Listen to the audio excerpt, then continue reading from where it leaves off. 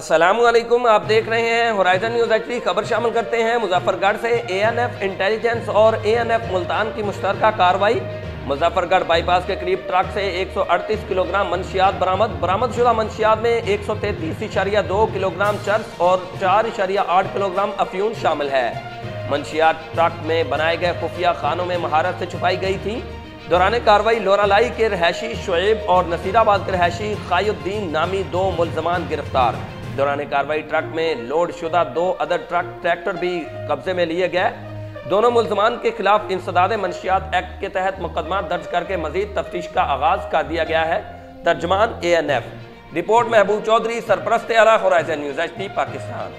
मजीद खबरों और अपडेट्स के लिए हमारे YouTube चैनल को सब्सक्राइब करें, बेल आइकॉन को प्रेस कर दें और हमारे Facebook पेज को लाइक कीजिए।